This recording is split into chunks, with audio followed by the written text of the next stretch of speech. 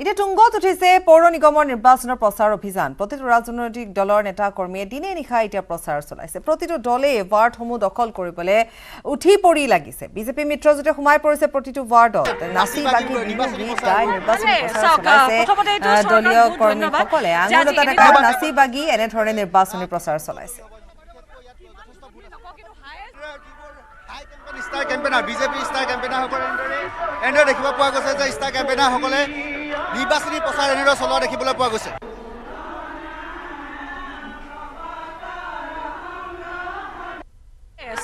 প্ৰথমতে এইটো চৰকাৰক বহুত ধন্যবাদ যে আজি এনেকুৱা এটা পৰিৱেশ আহিছে যে নিৰ্বাচন বুলি ক'লে উৎসৱৰ দৰে আজি পৰিৱেশ সৃষ্টি হৈছে আৰু বিগত প্ৰায় আজি 10-12 দিন ধৰি পেলাই আমি সকলো ৱাৰ্ডতে ঘূৰি আছোঁ আৰু আজি মই আছোঁ আমাৰ মিগেন শৰণীয়া ডাঙৰীয়াদেৱৰ ৱাৰ্ডত আৰু জিকাতটো জিকিব 100% জিকিব হায়েষ্ট ভোটত জিকি ওলাই আহিব কাৰণ এই সভাত আপোনালোকে দেখিছে পুৰুষ শক্তি মহিলা শক্তি সব উভয়ে যুৱ শক্তি সকলোৱে আজি উপস্থিত হৈছে এয়া দেখিছে নহয় ৰাইজৰ আশীৰ্বাদ যেটো বিহু বতৰ মিগেন শৰণীয়া প্ৰচাৰ চলাইছে বিহু এটা হ'ব লাগে আপোনাৰ এটা হবদা জনা দেখিবলৈ পোৱা গৈছে আৰু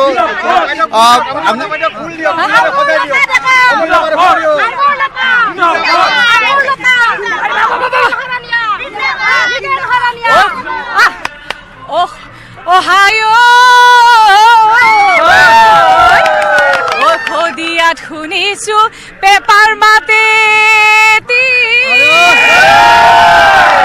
ধুবুৰীত শুনিছো ৰংঘৰৰ বাকৰিত হাতু ভনি নাচিছে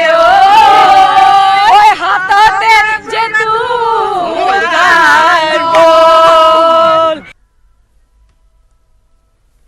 এনেধৰণে এতিয়া প্ৰচাৰ অভিযান তুংগত উঠিছে অব্যাহত আছে গুৱাহাটী পৌৰ নিগমৰ নিৰ্বাচনৰ প্ৰচাৰ অভিযান এনেধৰণে আমি দেখুৱাই গৈছো বিভিন্ন ৱাৰ্ডৰ পৰা ৱাৰ্ডসমূহ দখল কৰিবলৈ এতিয়া সকলো এনেধৰণে উঠি পৰি লাগিছে আৰু কংগ্ৰেছ পিছ পৰি ৰোৱা নাই প্ৰদেশ কংগ্ৰেছৰ সভাপতি ভূপেন বৰায়ো আজি দিনটো প্ৰচাৰ অভিযান চলাইছে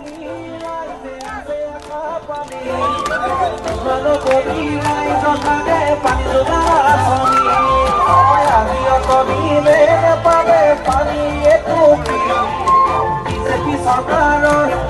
এই ভুয়া প্রতিশ্রুতি এই দরানো রাইজরে আহিছে উড়াই কইবে সেই রাইজর এখন থাকিব বদাই এই রাইজ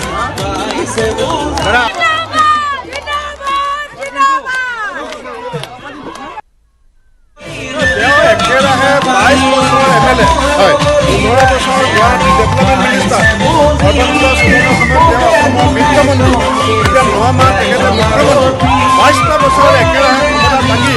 যিজন মানুহে গুৱাহাটীৰ সমস্যা সমাধান কৰিব নোৱাৰিলে সেইজন মানুহক গুৱাহাটীত একদম বিশ্বাস কৰিছে যিজন মানুহে গুৱাহাটীত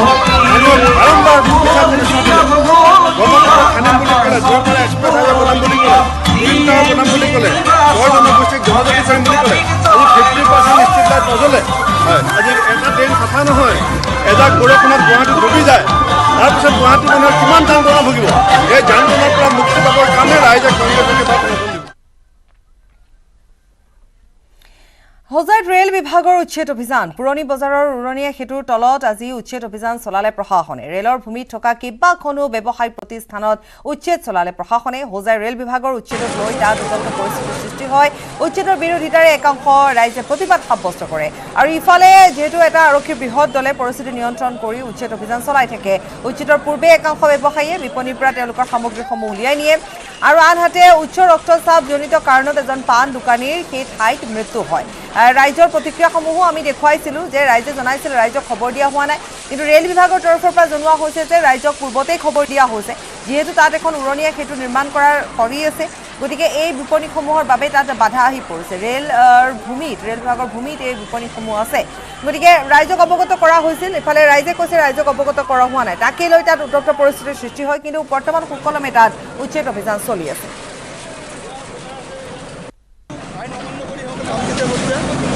আমাক আইনটো ভাৰত কৰিছে সিহঁত কৈছে কোৰ্টত অৰ্ডাৰ সিহঁতে নামানে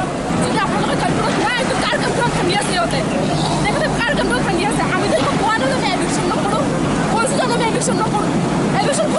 আপুনি ল' কৰিব আমি কিতাপ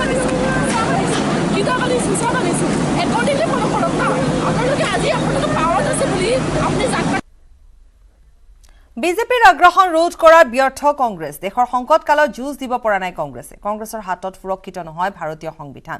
ধৰ্ম নিৰপেক্ষ নীতি আৰু সংহতি ইয়াৰ বিপৰীতে বিজেপিৰ বিৰুদ্ধে তীব্ৰ প্ৰতিৰোধ গঢ়ি তুলিবলৈ সক্ষম হৈছে তৃণমূল কংগ্ৰেছ এনেবোৰ কাৰণতে কংগ্ৰেছ ত্যাগ কৰা বুলি আজি দিল্লীত অনুষ্ঠিত সংবাদমেলত ঘোষণা কৰিলে ৰিপুন বৰাই 40 বছৰ কংগ্ৰেছত থাকি দলৰ পৰা বহু পোৱা বুলিও স্বীকাৰ কৰিছে বিজেপিৰ বিৰুদ্ধে যুঁজ দিয়াৰ বিপৰীতে কংগ্ৰেছ এতিয়া বিধ্বস্ত আভ্যন্তৰীণ কণ্ডলত আৰু অসমত তৃণমূল কংগ্ৰেছক সংগঠিত কৰা হ'ব বুলি সংবাদমেলত ঘোষণা কৰি দলটোৰ নাম অসম তৃণমূল কংগ্ৰেছ হ'ব বুলি জানিবলৈ দিছে সংবাদমেলত ৰিপুন বৰা সংগ দিলে তৃণমূলৰ সাংসদ সুস্মিতা দেৱ আৰু জৱাহৰ চৰকাৰে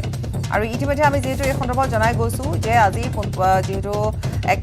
সংবাদমেলৰ আয়োজন কৰিছিল আৰু তাত কেইবাটাও গুৰুত্বপূৰ্ণ কথা তেওঁ উল্লেখ কৰিছে তেওঁ ভিতৰুৱা কণ্ডলৰ কথা উল্লেখ কৰিছে কিন্তু কেনেকুৱা ধৰণৰ কণ্ডল সেই কথা তেওঁ নাই কোৱা তেওঁ কৈছে যে সেয়া যেহেতু ব্যক্তিগত কথা গতিকে তাত মই মাত নামাতো দলৰ ভিতৰুৱা কথা কিন্তু তেওঁ এখন পত্ৰ প্ৰেৰণ কৰিছে আৰু সেই পত্ৰত তেওঁ গোটেইখিনি কথা লিখিছে বুলিও তেওঁ উল্লেখ কৰিছে আৰু লগতে কৈছে যে কংগ্ৰেছৰ হাতত সুৰক্ষিত নহয় ভাৰতীয় সংবিধান ধৰ্ম নিৰপেক্ষতা নীতি আৰু সংহতি আৰু বিজেপিৰ বিৰুদ্ধে যুঁজ দিব পৰাকৈ এতিয়া অসমত অন্ততঃ কংগ্ৰেছ সক্ষম নহয় বুলিও তেওঁ উল্লেখ কৰিছে আৰু যাৰ বাবে তেওঁ এই পথ বাছি লৈছে তেওঁ তৃণমূল কংগ্ৰেছত যোগদান কৰিছে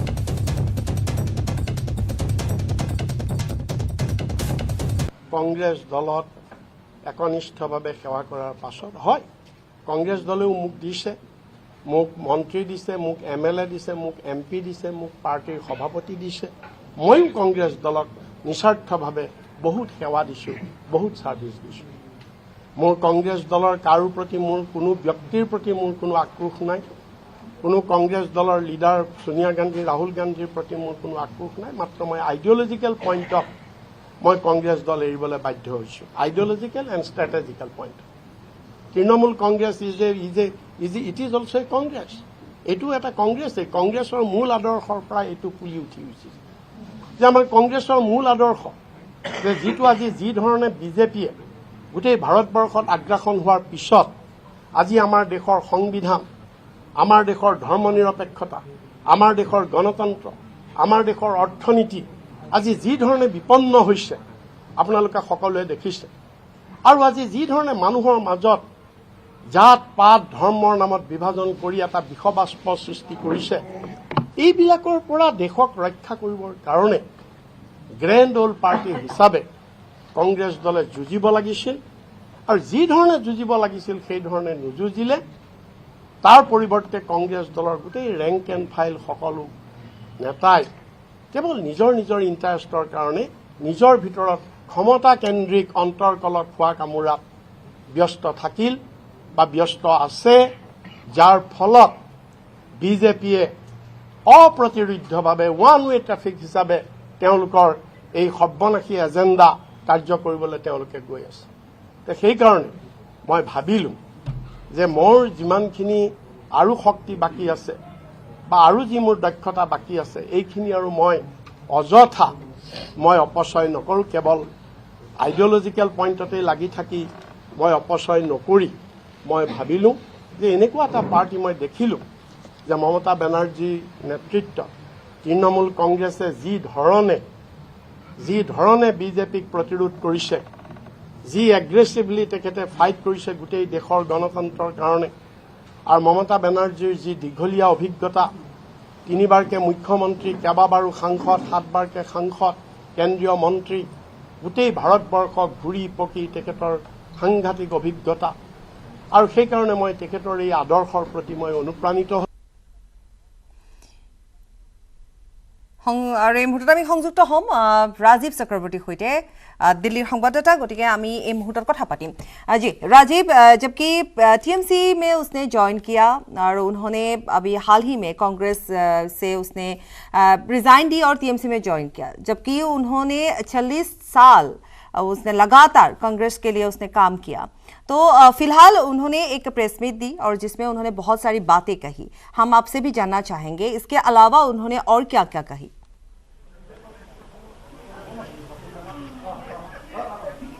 देखिए पापड़ी अब मैं आपको ये बोलना चाहूँगा कि रिपुन बोरा आप जानते हैं वो बहुत पहले से बहुत दिन से वो कांग्रेस के साथ जुड़े थे और उनका ये कहना था कि वो जब तक रहेंगे कांग्रेस के साथ रहेंगे। हमने ये सवाल उनको पूछा था तो उन्होंने कहा कि कांग्रेस और तृणमूल कांग्रेस कांग्रेस से अच्छा है, तृणमूल कांग्रेस भी कांग्रेस है और उससे बेहतर है, उससे बहुत ही अच्छे हैं तृणमूल कांग्रेस। उनका साफ साफ ये कहना है, हमने पूछा था कि आपने कांग्रेस का दामन क्यों छोड़ा, कांग्रेस का हाथ क्यों छोड़ा। उनका कहना है कि नॉर्थ ईस्ट में, सिर्फ असम में नहीं, पूरे नॉर्थ ईस्ट में कांग्रेस, बीजेपी और जो AIUDF है, ये सारे मिले हुए हैं। इसका मतलब क्या है कि एक दूसरे के साथ अंदर ही अंदर एक कनेक्शन है और एक दूसरे को सपोर्ट करते हैं। इसके लिए उन्होंने ये डिसीजन लिया कि जो बीजेपी को हरा पाएगा, जो पार्टी बीजेपी को हरा पाएगी और जो लीडर बीजेपी के साथ लड़ पाएगा, उसके साथ उनको रहना है। और इसीलिए उन्होंने TMC ज्वाइन किया है। और उनका कहना है कि वो रिपुन बोरा जी असम में तृणमूल कांग्रेस का अलग एक यूनिट खोलेंगे, उसको हेड करेंगे और पूरे जनता के सामने जाएंगे। तृणमूल कांग्रेस को आगे बढ़ाने के लिए वो काम करेंगे। लेकिन आपको बता दूं कि हमने ये भी पूछा था कि आप हाल ही में राज्यसभा इलेक्शन में आप हार गए, इसके लिए कुछ हुआ, इसके लिए ये कारण था आपको कांग्रेस छोड़ने का। उन्होंने कहा कि हाँ, ये भी एक कारण है। उन्होंने मान लिया कि हाँ, ये भी एक कारण है। लेकिन वो ये भी कहा कि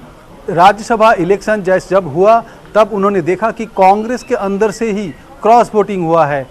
जो दूसरे पार्टी है उनसे, उनके अंदर से भी क्रॉस वोटिंग हुआ है, जो सारे बीजेपी के लिए काम कर रहे हैं। तो रिपुन बोरा जी का ये साफ साफ कहना है कि वो तृणमूल कांग्रेस के साथ रहेंगे। राजीव, ज्यादातर उन्होंने मतलब जो ये प्रेस मीट में उन्होंने जो भी बात कही, तो उससे लगता है कि वो नाखुश थे। मतलब वो कांग्रेस से नाखुश थे, जो कि उसने खुल के बात कही नहीं थी। तो उन्होंने चूज किया कि वो TMC में जाए, जबकि उसने जहां बात है कि वो कि दल में वो जाएंगे, फिर ज्वाइन करेंगे, वो एक लगातार बात चल रही थी और आखिरकार उन्होंने TMC में ज्वाइन कर लिया है। और अब वो बोल रहे हैं कि वो जीरो से शुरुआत करेंगे। राजीव, वो जीरो से शुरुआत करेंगे, क्योंकि पूरे नॉर्थ ईस्ट में या फिर असम में उनको जीरो से ही शुरुआत करनी पड़ेगी TMC में जब वो आ ही रहे। तो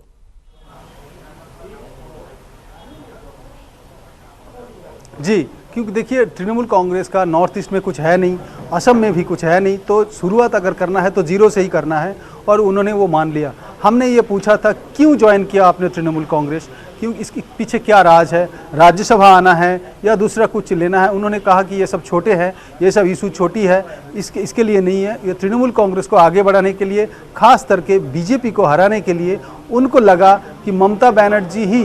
पूरे देश में नेशनल लेवल में बीजेपी को साथ फाइट देने के लिए अभी तैयार है। बाकी जो दूसरे पार्टी है, जो उनका जो पिछले दल है कांग्रेस, वो कहीं ना कहीं अंदर ही अंदर, स्पेशली नॉर्थ ईस्ट में बीजेपी से मिला हुआ है, ये उनका कहना है। आप जानते हैं कि कुछ दिन पहले उन्होंने कांग्रेस छोड़कर TMC में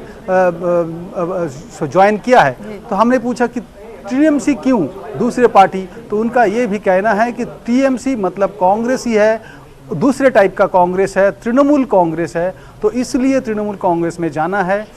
पास ही उनके साथ थे सुष्मिता देव। हमने सुष्मिता देव से भी पूछा कि जो नॉर्थ ईस्ट का, जो असम का जो अलग इशू है CAA, और दूसरा जो इशू है NRC इशू है, उनमें स्टैंड क्या है। तो उन्होंने साफ तौर पे इसमें कोई अपना स्टैंड क्लियर नहीं किया।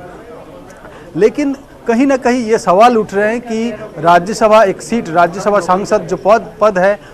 उसके लिए या दूसरे किसी कारण के लिए उन्होंने ज्वाइन किया क्या। तो वो भी उसने मना कर दिया कि ये सब इशू नहीं है, ये सब छोटा इशू है, हमने तृणमूल कांग्रेस ज्वाइन किया सिर्फ बीजेपी को हराने के लिए। आप जानते हैं कि राजनीति में ये सब बातें होते हैं, लेकिन हम पत्रकार लोग कहीं ना कहीं ये जानते हैं कि राजनीतिक जो नेता है, जो लीडर है, उनका अपना भी कुछ इशू होते हैं। जी जी जी, शुक्रिया राजीव।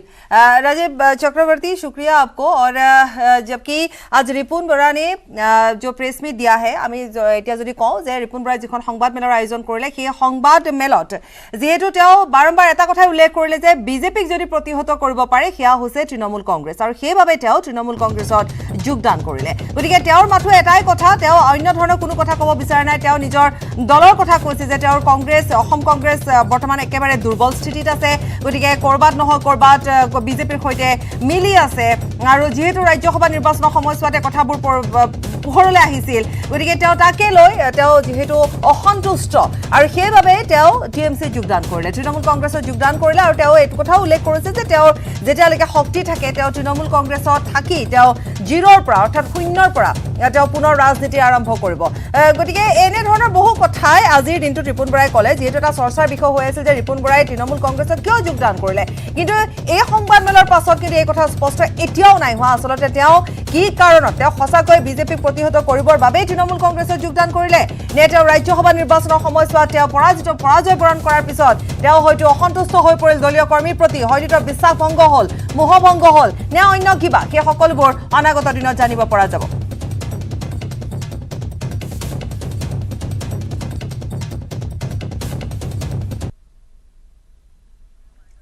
ইয়াৰে সৈতে বাৰ্তাৰ পৰা বিদায় লৈছো নমস্কাৰ